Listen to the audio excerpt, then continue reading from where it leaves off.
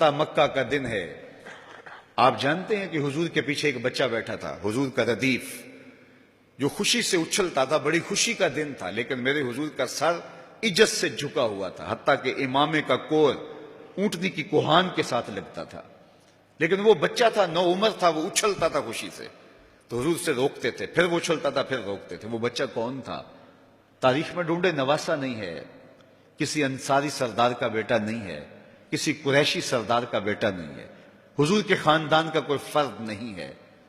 ہم نے تاریخ ڈھونڈی تو وہ حضور کے آزاد کردہ غلام اور منہ بولے بیٹے زید بن حارثہ کا بیٹا اسامہ بن زید ہے۔ فتح مکہ کے دن اپنے ساتھ جس کو بٹھایا وہ غلام زادہ تھا، دنیا کو بتایا محمد عربی غلاموں کو عزت دینے آیا ہے۔ ایک غلام کو یہاں اپنے ساتھ سواری پہ بٹھایا، دوسرے کو کعبے کی چھت پہ چڑھا دیا۔ بلال حبشی کو کہا یہاں کھڑے ہو کے اذان پڑھو۔ اللہ اکبر! کہاں بلال مکے کی گلیوں میں ظلم اور جبر، جور اور زیادتی کا شکار ہوتے تھے، چکی پسوائی جاتی تھی اور جسم میں میخیں ٹھونکی جاتی تھی، اور ذلت اور رسوائی کے گڑھے میں ان کو دھکیل دیا تھا کفار نے۔ آج وہی غلام، وہی بلال کعبے کی چھت پہ کھڑا ہو کے اذان دے رہا ہے۔ اللہ اکبر! میں یہاں کھڑے ہو کے اذان دوں تو رخ کروں گا قبلے کی جانب، اور جب کعبے کی چھت پہ کھڑا ہوں تو پھر جدھر رخ کروں ادھر ہی تو قبلہ ہوگا۔ اب بلال اذان دے رہے ہیں، رخ کدھر کیا؟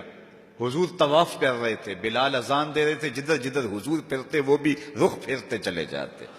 اقبال بولے اذان ازل سے تیرے عشق کا ترانہ بنی، اذان ازل سے تیرے عشق کا ترانہ بنی، نماز تو اس کی دید کا ایک بہانہ بنی، ادائے دید سراپا نیاز تھی تیری، کسی کو دیکھتے رہنا نماز تھی تیری۔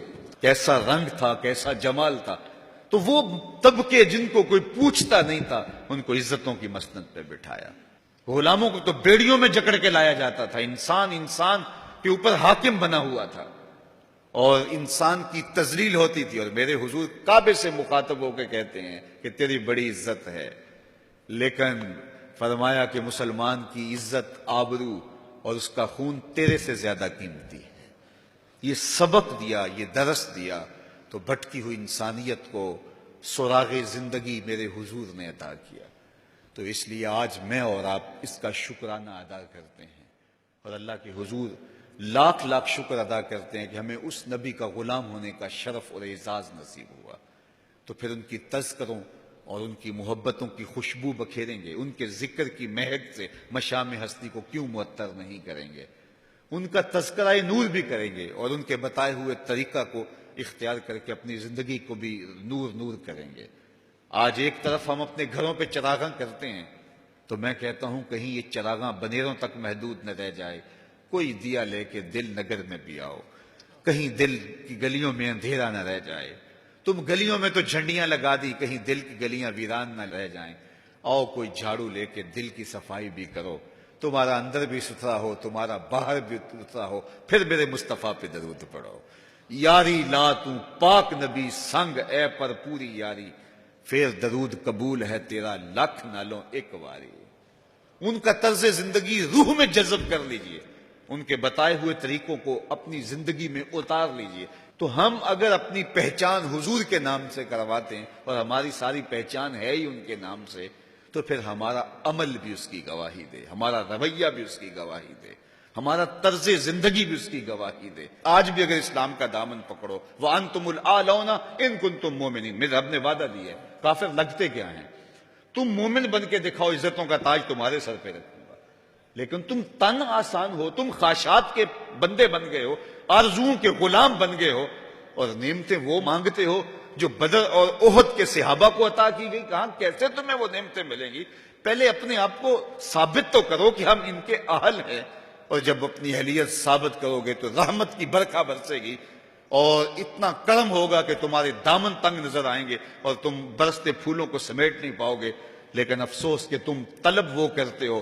وہ ایک بڑا معروف جملہ ہے کہ لوگ جو ہے وہ زندگی یزید کی جینا چاہتے ہیں اور موت حسین کی مانگتے ہیں۔ صاحب ایسا نہیں ہوتا۔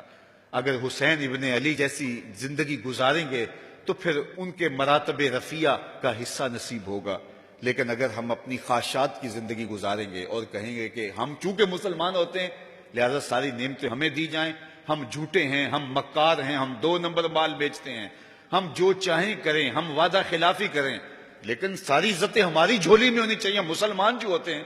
لیکن ایسا نہیں ہوتا، اس کا وعدہ ہے تم مسلمان عملاً بن کے دکھاؤ، عزتوں کا تاج تمہارے قدموں تلے ہوگا۔